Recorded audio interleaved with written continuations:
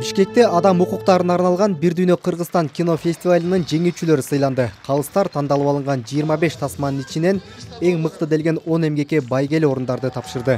Башкы сыйлыкты экологиялык маселени чагылдырган керексиз нерселердин музыкасы фильм алды.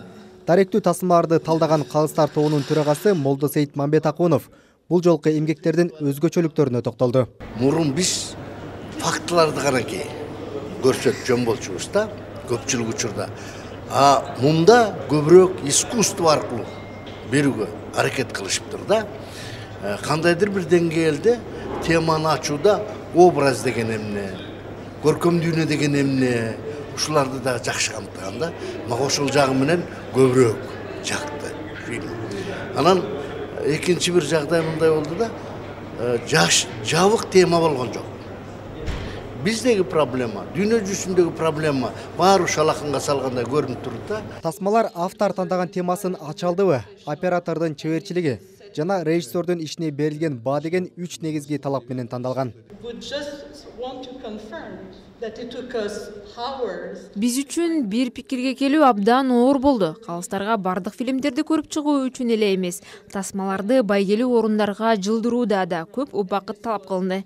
Бул бир чети өтө оор болсо, ошол эле учурда фильмдер жагымдуу сезимдерди калтырды. Ар бир тасма адамгерчиликти чагылдырып, үмүт жаратты. Айрымдарын көрүп жатып, ыйлап да жибердик.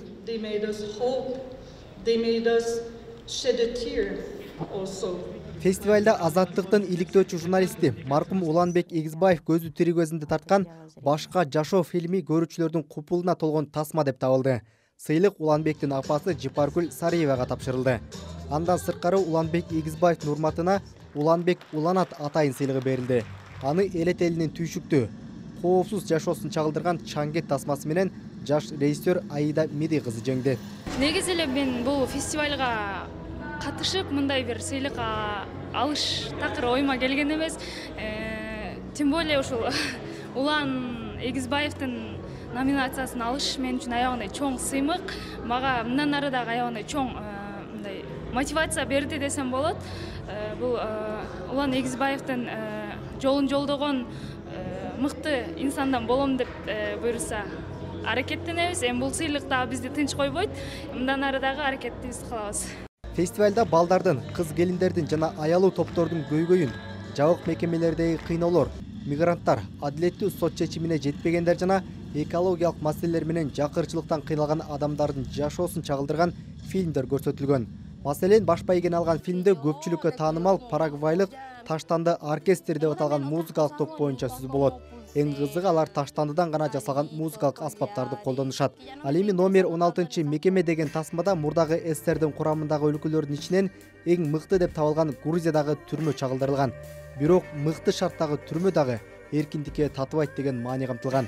Асель Сыдыкованын элеттин үнү эмгеги бир эле учурда бир нече сабактан берген мектеп мугалими ошол эле учурда үй жумушуна жетишип, айылдын активистине айланган педагогдун бейнесин ачып берген. Бир дүйнө Кыргызстан укук коргоо уюмунун жетекчиси Төлөкан Исмаилованын айтымында фестиваль тасма аркылуу көйгөйлөрдү бийликке жеткирүүнү көздөйт. Эң негизгиси жарандар сезгич жана аябай күчтүү болсо, эгемендүү болсо, сөзсүз түрдө жергиликтүү бийликти иштете алат. Прокурор эч качан мыйзамды бузбайт. Анткени эгерде мыйзамды билсе, эч ким бузбайт, эч ким мыйзамсыз кармай албайт, эч кимди. Ошон үчүн бул деген жарандык коомдун кандай деп айтсам, өзүнүн ордун жана өзүнүн жоопкерчилигин тактап, жана бийлик менен урушпай, талашпай, рекомендациялар менен күчтөнтүп жана өзгөрткөнгө бүт аракеттерин баарын жасап атышат.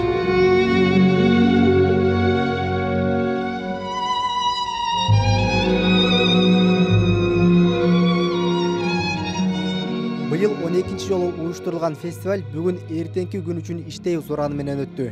Иш-чаранын быйылкы айлампасы Бириккен Улуттар уюмунун адам укуктары боюнча адамдын ар намысы үчүн декларациясынын кабыл алынышынын 70 жылдыгына арналды. Ошондой эле алгачкы жолу адам укуктары жана тасмалар тууралуу талкуу лабораториялары болду. Бакыт Төрөгелди уулу, Нурлан Тасмаев, Азаттык.